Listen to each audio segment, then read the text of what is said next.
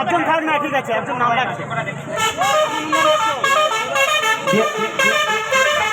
আপনারা প্রত্যেকে বসে থাকবেন, ইনশাল্লাহ প্রত্যেকের কাছে পবিত্র কোরআন পৌঁছে যাবে।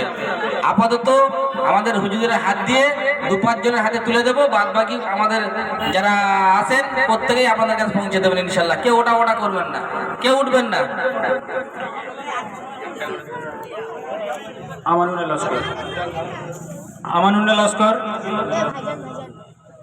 জাহাঙ্গীর গাজী,